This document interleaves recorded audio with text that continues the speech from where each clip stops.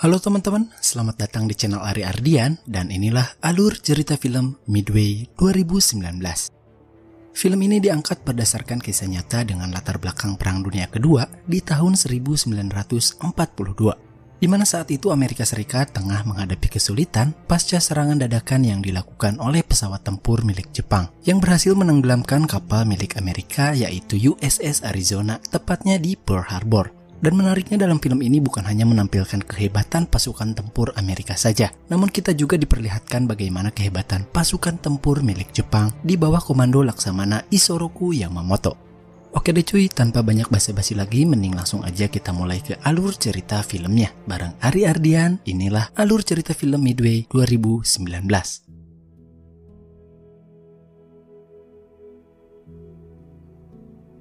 Film dibuka dengan memperlihatkan percakapan antara dua orang petinggi militer, salah satunya bernama Edwin Layton, di mana ia merupakan seorang perwira intelijen militer Amerika Serikat yang tengah mewakili negaranya untuk menghadiri kunjungan persahabatan yang diadakan di Tokyo, Jepang, tepatnya pada tanggal 4 Desember 1937. Dalam kunjungan tersebut terlihat para wakil dari berbagai negara tengah menikmati suguhan makan malam dan kita pun diperlihatkan sosok seorang laksamana Jepang yang terkenal yaitu Isoroku Yamamoto. Terjadi pembicaraan empat mata antara Layton dan Yamamoto khususnya mengenai masa depan kedua negara yang sama-sama menghindari akan adanya konflik di masa yang akan datang. Saat itu Jepang memang tengah dalam masa keemasannya, di mana mereka menguasai hampir 80% pasokan minyak yang berasal dari Amerika. Dan dalam percakapannya tersebut Yamamoto juga sempat memperingatkan jika Amerika berani macam-macam, maka pihak Jepang tak akan segan-segan untuk bertindak tegas. Lalu adegan berpindah tepatnya pada tanggal 7 Desember 1941 atau 4 tahun kemudian, di mana saat itu Jepang berhasil menjajah Tiongkok, sedangkan Jerman di bawah komando Abah Hitler telah menyerbu wilayah Eropa, dan Amerika sendiri sejauh ini bersikap cukup netral. Lalu kita diperlihatkan sebuah kapal induk milik Amerika yaitu USS Enterprise yang tengah berlayar sejauh 170 mil di sebelah barat Pearl Harbor. USS Enterprise sendiri merupakan kapal induk sekaligus markas pangkalan udara Amerika yang melahirkan pilot-pilot handal pada masanya. Salah satunya bernama Dick Bass yang merupakan pilot pesawat tempur Amerika yang sangat handal, dan ia pun baru saja menyelesaikan sebuah misi yaitu pengintaian. Selain Dick Bass, kita juga diperkenalkan dengan salah satu sahabatnya yang bernama Dickinson, dan rencananya si Dickinson ini akan dipindah tugaskan ke Pearl Harbor untuk menyusul salah satu sahabat lainnya yang bernama Roy Pierce. Dan rencananya sesampainya di Pearl Harbor, si Dickinson mau ngajakin Roy Pierce untuk sekedar minum bir. Karena memang mereka bertiga ini bisa dibilang sudah lama sahabatan semenjak satu akademi. Dari USS Enterprise kita beralih ke USS Arizona yang tengah berlabuh di Pearl Harbor. Lalu terlihat Letnan Roy Pierce sedang memaki salah satu kru kapal karena diduga bekerja malas-malasan. Dan dari sinilah awal mula pertempuran dimulai, ketika puluhan pesawat tempur milik Jepang secara mendadak menyerang kapal induk yang sedang berlabuh tersebut. Tanpa melakukan persiapan apapun, Roy Pierce serta kru kapal lainnya berusaha untuk menyelamatkan diri masing-masing dari gempuran pesawat tempur milik Jepang.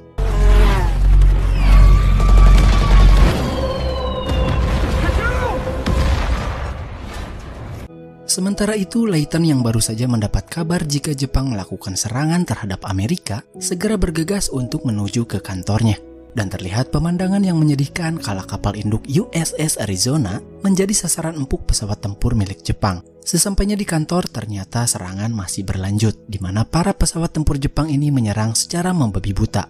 Sementara di dalam kapal, Letnan Roy Pierce sempat melakukan perlawanan, di mana ia berhasil menjatuhkan satu pesawat tempur milik Jepang dengan senjata anti-aircraft-nya. Dan ia pun menjadi orang terakhir yang berada di kapal setelah Sully berhasil diamankan. Sebelum akhirnya kapal induk USS Arizona tersebut benar-benar tenggelam dan nyawa Letnan Roy Pierce tak dapat diselamatkan. Berita kematian sahabatnya membuat Dick Bass dan Dickinson sangat terpukul. Padahal rencananya Dickinson bakalan ngajakin Roy Pierce untuk pesta minum bir seperti yang sering mereka lakukan ketika di akademi dulu. Dick Bass kemudian terlihat menghampiri istrinya untuk memberitahu jika dirinya kemungkinan tak akan pulang ke rumah mengingat situasi kini sedang memanas.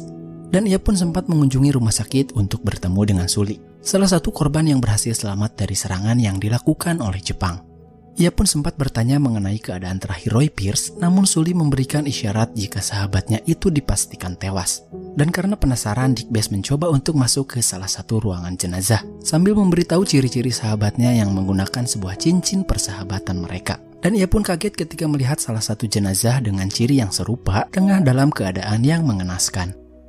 Kita beralih ke Jepang di mana tengah diadakan sebuah pertemuan penting di antara para petinggi militer mereka untuk membahas kemenangan telak di Pearl Harbor yang baru saja mereka dapatkan. Namun tentunya mereka belum puas dengan hasil yang didapatkan. Dan rencananya pihak Jepang akan menguasai sumber daya milik Amerika sesegera mungkin, termasuk menginvasi Midway. Beralih ke Amerika yang kini tengah dalam kesulitan. Hingga presiden mereka pun akhirnya memutuskan untuk memberi kepercayaan penuh terhadap Nimitz sebagai komandan baru, dan singkat cerita, tak butuh waktu lama bagi Nimitz untuk segera memulai pekerjaannya. Setelah bertemu dengan Layton, Nimitz membeberkan rencana awal mereka selanjutnya, yaitu sebuah penyerangan di Kepulauan Marshall. Namun ia pun meminta agar pasukannya tak masuk ke dalam perangkap Jepang. 1 Februari 1942, tepatnya di Kepulauan Marshall, terlihat di bawah arahan Wade McCluskey. Pagi itu, Dick Bass dan kawan-kawan baru saja diberikan tugas untuk menyerang Pulau Roy. Tanpa menunggu waktu lama, mereka pun segera bergegas untuk melakukan penyerangan. Dan setelah target terlihat, Dickinson memulai serangan dengan meluncurkan sebuah torpedo. Namun sayangnya serangan kejutan itu gagal setelah torpedo mereka terbelah dua.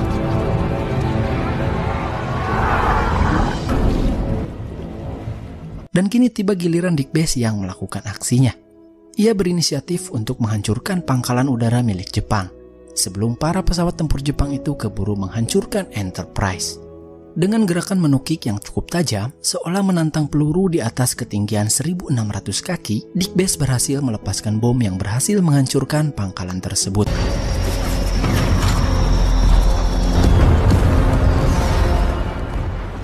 Namun pertarungan di udara itu masih berlanjut ketika pesawat tempur milik Jepang terus membuntuti mereka. Namun berkat kegigihan Murray, satu persatu pesawat Jepang berhasil tumbang, hingga menyisakan satu pesawat tempur yang tersisa. Dan pada adegan ini kita diperlihatkan bagaimana Dick Bass dengan skillnya mampu mengelabui musuh, hingga mereka pun berhasil selamat menuju Enterprise. Namun bukan Jepang namanya jika mereka tak mampu melakukan serangan balik. Terlihat 5 pesawat pengebom milik Jepang mendekati USS Enterprise. Namun beruntung kapal mampu menghindari serangan bom tersebut, hingga salah satu pesawat milik Jepang itu tiba-tiba saja memutar balik. Mereka berencana untuk menabrakkan pesawatnya ke arah kapal, hingga seorang pemuda bernama Bruno melakukan aksi yang sangat di luar dugaan. Ia berlari ke arah pesawat dan menembaki pesawat tempur milik Jepang tersebut, hingga pesawat Jepang pun akhirnya hancur dan gagal menabrak kapal USS Enterprise. Berkat aksi heroiknya tersebut, Bruno yang awalnya hanya petugas mekanik pesawat kelas 3, kini diangkat oleh Laksamana Halsey menjadi petugas mekanik pesawat kelas 1.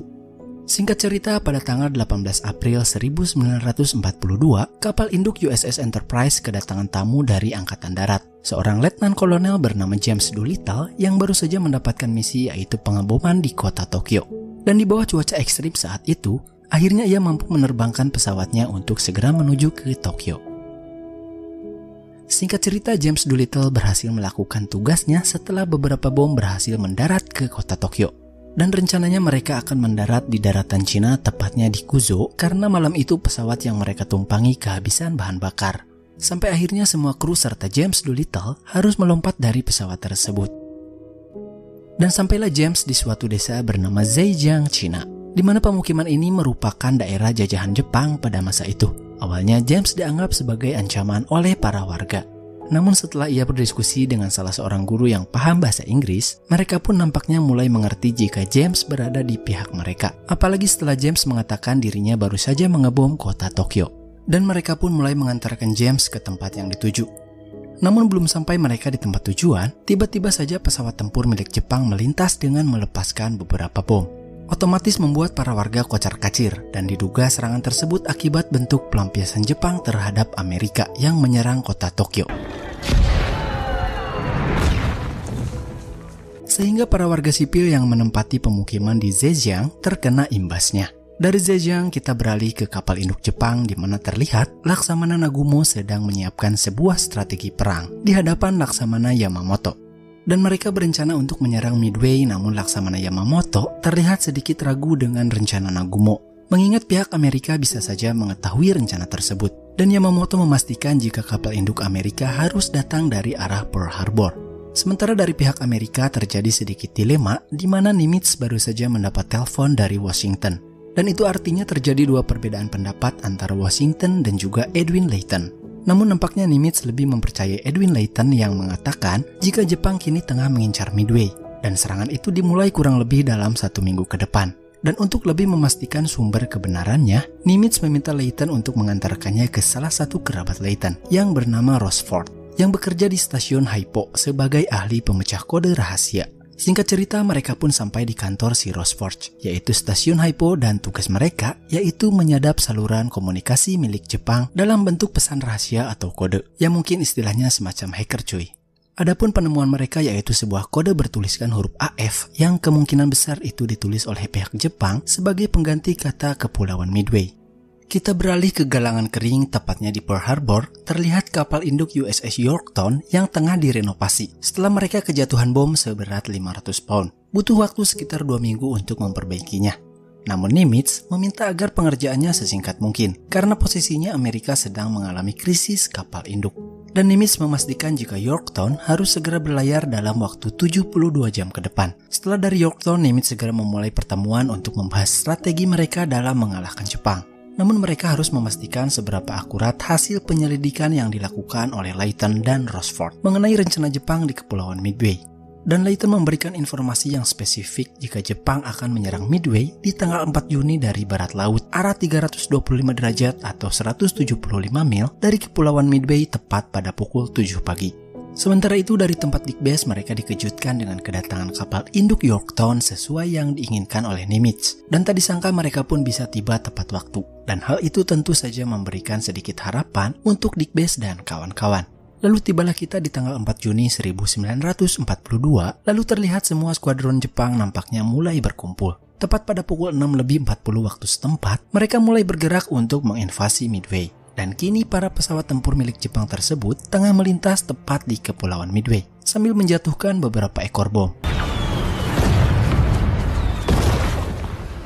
Sementara dari kubu Amerika sendiri baru saja mendapat laporan atas serangan tersebut, serta kedatangan musuh yang sesuai perkiraan Layton, hanya meleset 5 menit 5 mil serta 5 derajat saja. Dan tak butuh waktu lama bagi Nimitz untuk segera melakukan serangan kejutan sesuai dengan yang mereka perkirakan sebelumnya. Pada pukul 7:10 pagi, terlihat kumpulan skuadron milik Amerika sudah bersiap di atas Kepulauan Midway. Dan kini tiba giliran pesawat tempur Amerika yang mengincar kapal induk milik Jepang. Namun kapal induk milik Jepang yaitu Akagi di bawah komando Laksamana Nagumo berhasil menghindari serangan tersebut, serta membuat beberapa pesawat tempur milik Amerika terjatuh.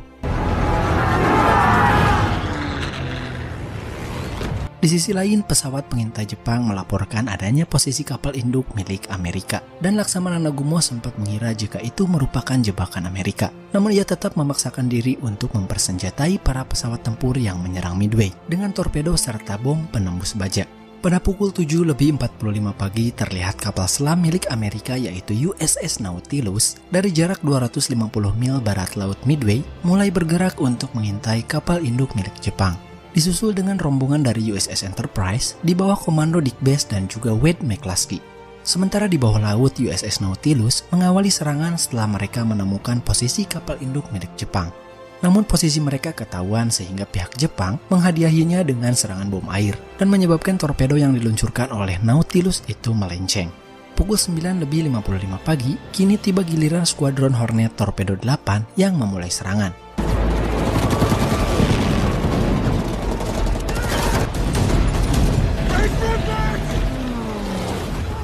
Namun pertahanan Jepang begitu kokoh dengan senjata anti-aircraft-nya. Selain itu, pesawat tempur mereka terus-menerus menjatuhkan pesawat tempur milik Amerika. Di samping itu, Laksamana Nagumo belum menyadari jika ia sedang masuk ke dalam perangkap Amerika.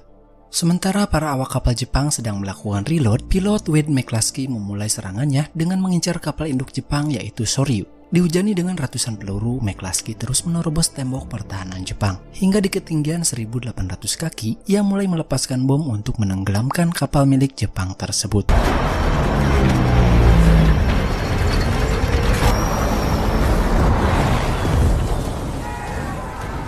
Disusul dengan serangan berikutnya yang dilakukan oleh Dickinson, dan bom yang dilepaskannya tersebut berhasil mengenai Soryu.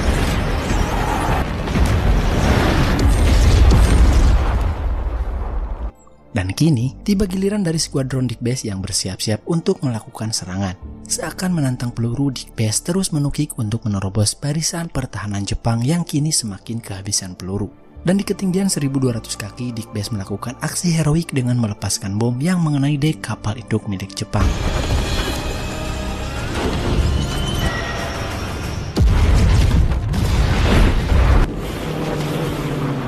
Namun pertempuran di udara masih terus berlanjut ketika pesawat tempur milik Jepang terus mengincar McCluskey dan ia pun sempat tertembak di bagian tangannya. Lalu kita diperlihatkan kondisi terakhir pasca serangan bom yang berhasil mengenai ketiga kapal induk milik Jepang, yaitu Kaga, Soryu, dan Akagi. Otomatis kini hanya tersisa satu kapal perang milik Jepang, yaitu Yamato. Dan tepat pada pukul 4.30 sore, 600 mil dari barat Midway, terlihat kapal Yamato serta Laksamana Yamamoto yang baru saja mendapatkan surat jika ketiga kapal induk milik Jepang itu dalam keadaan terbakar. Dan setelah Nagumo gugur, kini tersisa Laksamana Yamaguchi yang masih bertahan di tengah-tengah pertempuran. Sementara Dick Bass dan McCluskey yang sudah kembali dari pertempuran terpaksa harus menyelesaikan satu tugas terakhir, yaitu mengincar kapal Laksamana Yamaguchi. Namun McCluskey nampaknya tak bisa melanjutkan pertempuran, sehingga kini tersisa Dick Bass yang harus menyelesaikan tugas tersebut. Di tengah kondisi yang kian memburuk akibat kebocoran oksigen, mau tak mau Dick Bass harus kembali ke pertempuran. Dan Murray yang awalnya sempat down akhirnya mendampingi sang pilot untuk menuntaskan tugas terakhirnya.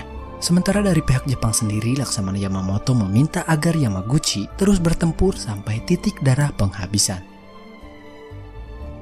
Dan pada pukul 4.56 sore, rombongan dari skuadron gabungan Amerika kini tengah bersiap untuk kembali melakukan pertempuran. Hingga mereka pun terlibat pertempuran hebat di udara. Dengan skill dan pengalamannya, Dick Bass dan Murray mampu menghancurkan beberapa pesawat tempur milik Jepang. Dan fokus utama mereka tetap mengincar kapal yang ditumpangi oleh Laksamana Yamaguchi. Jepang dengan pertahanan terakhirnya terus menggempur pesawat tempur Amerika hingga satu persatu terjatuh. Sementara Dick Bass yang berhasil lolos dari tembakan, kini mulai melepaskan hadiah terakhir untuk Laksamana Yamaguchi.